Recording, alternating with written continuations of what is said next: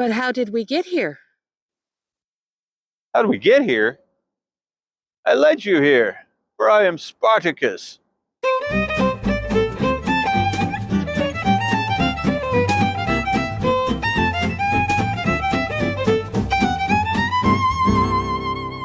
Greetings from Fairfield. We are Richard and Kendra, and we are restoring this cool old Victorian house.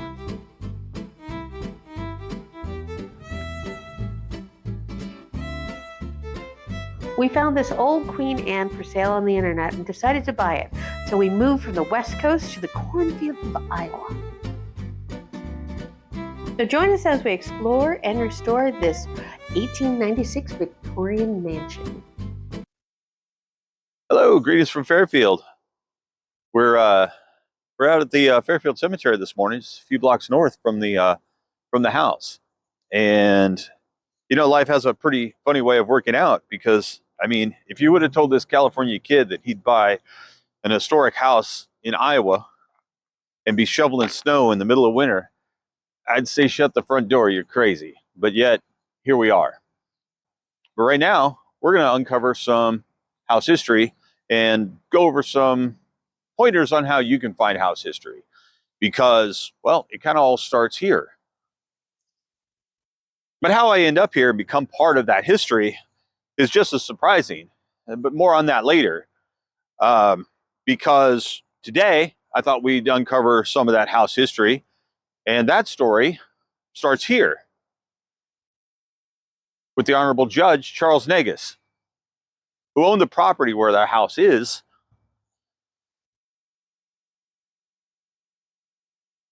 That Mr. Beck purchases in 1891. There was a lot of stories regarding his house and what happened to it. And I found with some research that none of the stories we heard were actually true. And so, which includes the carriage house and what Mr. Beck does with the house.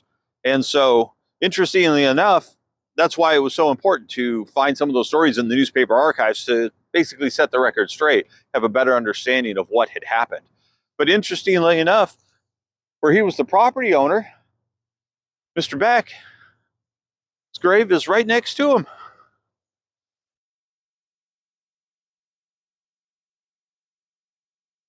Mr. James A. Beck, 1849 to 1930. His wife Esther died the following year in 1931. The second house owners that bought the house in 1913 and owned the house the longest, the Ball family, which we mentioned last week in our last video, they're right behind them. And the Ball family resides here. This is John and Gladys Ball, Sister Josephine. Those were the kids. And right behind them, which we're going to cover later, we have Harold, who was the oldest son, who died in 1928. And Mr. and Mrs. Ball, right here.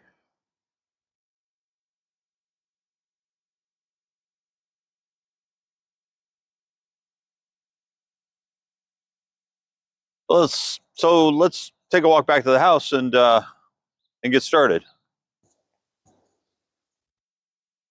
Back at the house, we have the carriage house, or the old barn, which originally was thought to be built back in 1875 as part of that original Negus house and property, but it wasn't on any of the plat maps or anything that we found during that time period. They had the house drawn, but nothing for this. And when I started digging into those newspaper archives, we found this. And then just 30 days later, he holds a party, the barn being completed. And it would make sense, because now he's got a place to store building materials for the house, because he starts that at the end of summer after he returns from Lake Okoboji. So at some point, we'll take a look inside. We'll tour the inside, get it cleaned up. It's pretty messy in there and not safest, but at some point we'll venture inside and give you a tour. Okay, so it's 1895. We now know that the carriage house was just built by Mr. Beck, and now it's time to build the house. How do you build the house? Well, you contact your architect. In this case, it's Mr. George F. Barber of Knoxville, Tennessee. And before I show you what that would look like, for the next thing that we got in the mail, you've got mail. We're going to do a quick recap on who George F. Barber was and a little bit more information about the design and the plans in terms of how you would get those plans from Mr. Barber to build your house. The James Beck House is a historic residence in Fairfield, Iowa. This Queen Anne house, built in 1896, is based on a pattern designed by architect George F. Barber. In the 1890s, Barber designed many elaborate Victorian mansions for affluent businessmen, including this design for hotelier James A. Beck. George Barber was an American architect known for his house designs he marketed through mail-order catalogs. Around 1895, Barber began publishing a magazine, American Homes, which advertised the firm's latest house plans, offered tips on landscaping and interior design.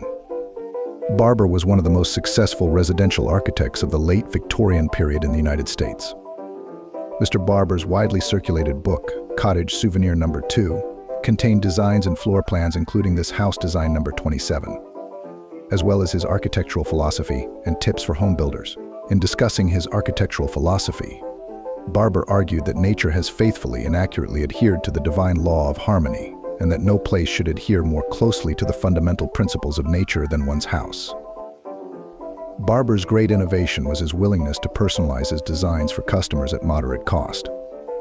As he wrote in his catalogs, "Write to us concerning any changes wanted in plans, and keep writing till you get what you want. Don't be afraid of writing too often. We are not easily offended." George Barber's plans were used for houses in all 50 states, and a revived interest in Barber's work began in the 1970s. And since then, hundreds of houses built using his plans have been identified, with over 4 dozen Barber houses individually listed on the National Register of Historic Places, and several dozen more are listed as part of historic districts. By the time his catalog business ended in 1908, Barber had sold upwards of 20,000 plans worldwide.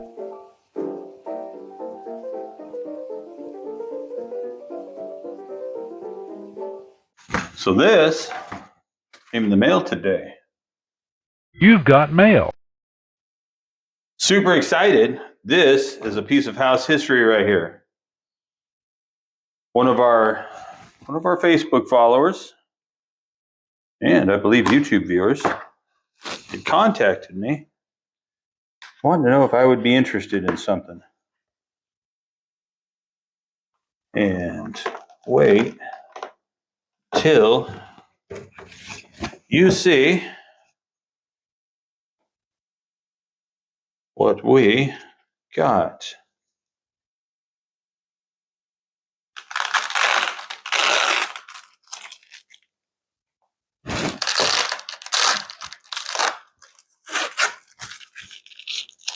This is pretty special. I think it's pretty special because it's something you don't see every day. Not at all. Move around a little bit.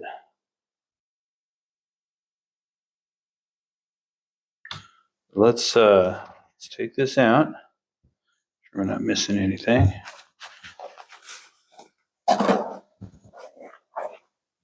Let's take a look. Now, our house was designed by architect George F. Barber. George F. Barber sold designs through catalogs in the 1890s.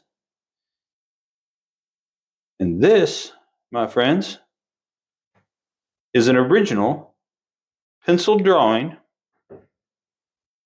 from Mr. George F. Barber.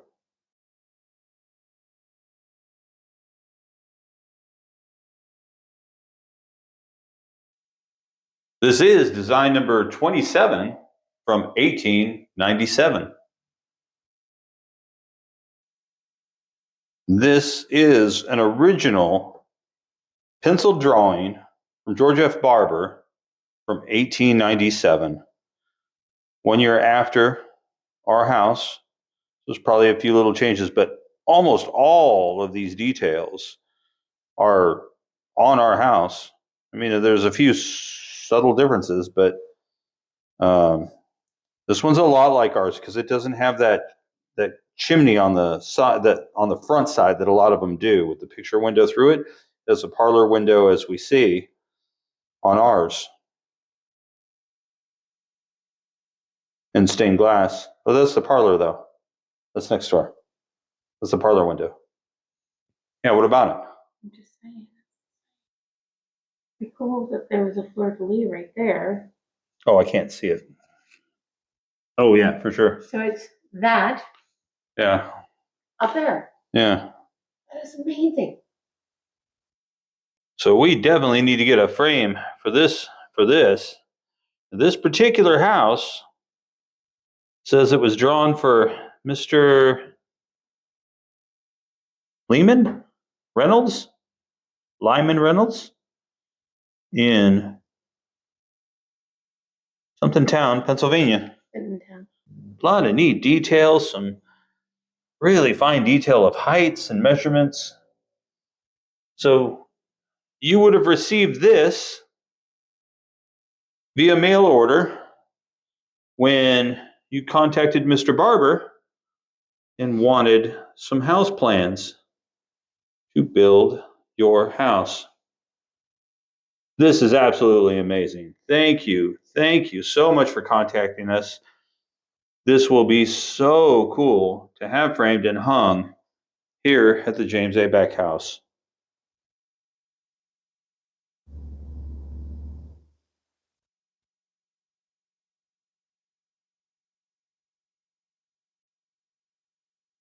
Okay, so you want to find some house history? Here's what I've done. First, contact your local museum or historical society because they may already have a file on your house. And so you definitely probably want to start there. Next, I use 4 different websites that I'll link to down in the description. The first one is called familysearch.org, and that is a free site similar to that of Ancestry, but free. And so here you'll find death certificates and marriage certificates, images. You can connect with other families that might have information or even photos of your house.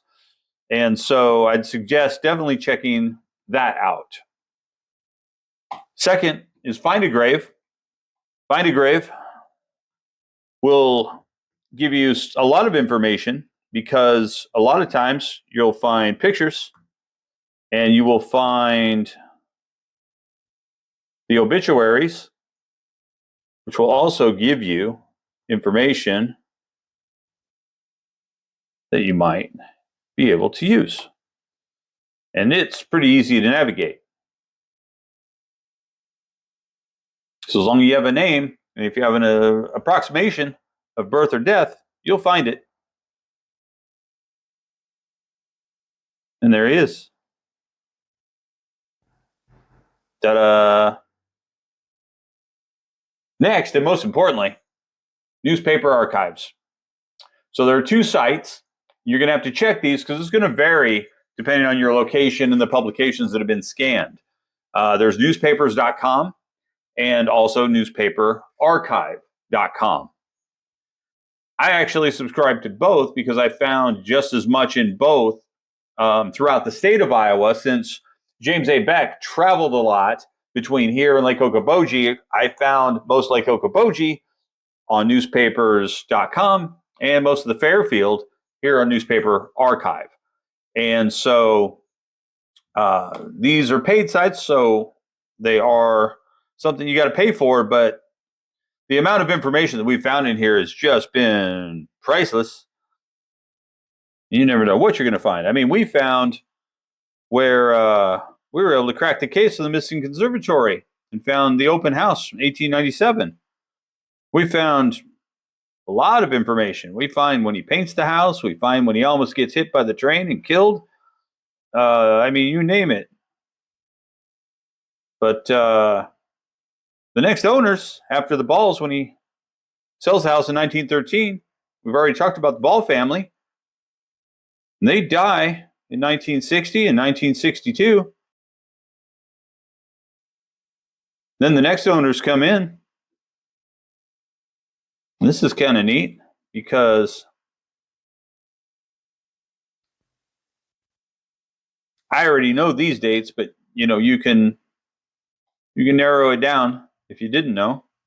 But you can just, you would type all your names, type your address, 40, well, here it's 401 East Burlington. You can narrow it down by date. So you can look as far back into the 1800s, 1700s, I think. But once again, never know what you're going to find. Because this is pretty cool. We have the next owners who buy the house on June 30th, 1964. And there they are. And as Mr. and Mrs. Charles and Joan Slocum, that buy the James A. Beck house in 1964. And the article that talks about, who they are, they talk about the property. They mention the judge, Charles Negus, that we mentioned earlier, the various owners, the Ball family, and then there's even a description of what the house was like when they first moved in and the things that they had to do when they moved in, updating electrical and plumbing and painting and wallpapering and putting in the carpet, all kinds of just really neat stuff that helped us get a better understanding of some of the changes that took place here and what it took to, basically take it from the Victorian age into the, more mid-century modern of the 1960s. Last week, we talked about getting the original Edison phonograph back to the house that belonged to the Ball family that owned the house from 1913 to 1964, which made them the longest running owners of the house. But little is known about that family or the house's history during that time.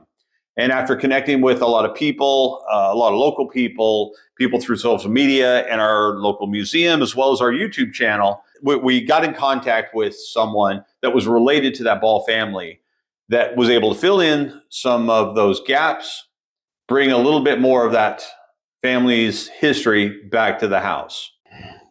But that Barber drawing wasn't the only thing that came in the mail last week, because we were also contacted by a family member of that Ball family, and we have also received more mail. You've got mail.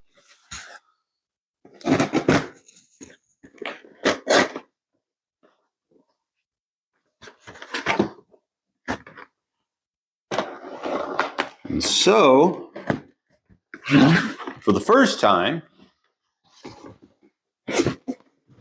we are going to see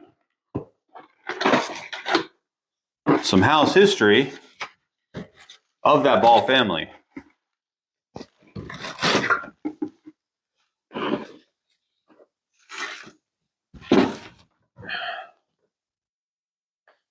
And this is amazing stuff.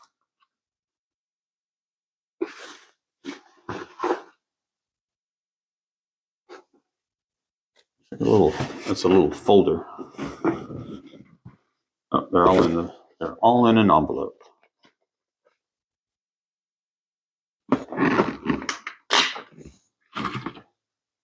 All right. So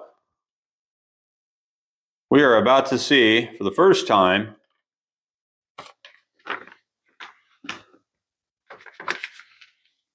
the Ball family photographs have returned home. The daughter, Josephine Ball, born, the back just says Josephine. I'm blanking on the year she was born. I will title that in. Josephine Ball. Graduated 1927. This is also Josephine. Much later, probably closer to graduation. Maybe. No year. This is high school. So this is a high school picture.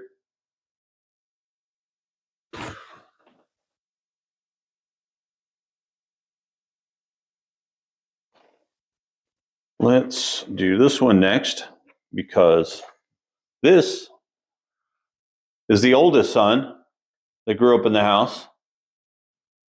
His name is Harold. And nicknamed Lad Ball, which we found, I think like the first day we moved in, just exploring the house, found this wooden paddle in the attic that had us baffled when we first moved in, because we didn't know any of the Ball family names at the time. So we were thinking it was just, maybe it was something to keep the kids in check, because we did not know who Lad was. We knew that the owner of the house, his middle name was L, but that's all we knew. So we thought maybe that had, that it had something to do with him. But it turns out that was Lad was his nickname. That would make this his fraternity paddle. When he attended Parsons College in 1925, I believe it was. He graduated in 1922. Fairfield High School. Now, we're not 100% sure on this next photo, but there is one clue to it. This may be the owner of the house, Mr. Joseph L. Ball, who owned the house between 1913 until his death in 1962. It is unnamed, or unmarked, I should say, but it was with these collection of photographs. And if you look real carefully between the two, the backgrounds of the two photos are the same. You got this cloud going on here. So definitely the same photo studio, and very likely at the same time. So we would like to think that that is the father and owner of the house.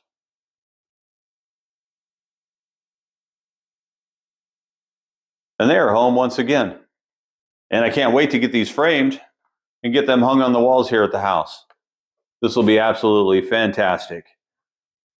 Thank you so much to Christine, who we've been in contact with. It's been telling us stories about the house, coming to the house back in the day. So Mr. Joseph Ball dies here in 1962, before the house is sold in 1964. And so it's been a lot of fun going through the house history and filling in a lot of those gaps during that Ball era. Well, that was a lot of fun. And now we're a part of that history now as well. And so if you've been following our channel, you already know that I'm Richard. And I'm Kendra. And we're restoring this cool Victorian house. We moved here from Portland, Oregon to the cornfields of Iowa. But what you may not know, I'm originally from Hannibal, Missouri. and I'm from sunny Southern California. But here's something I didn't even know. So when we buy the house, I call my dad, who still lives in California, and I tell him, hey, we bought a house and we're moving to Iowa. And he starts laughing. No, wait for it. I said, why? Have you ever been to Iowa? And he giggles again. and says, well, no, I haven't.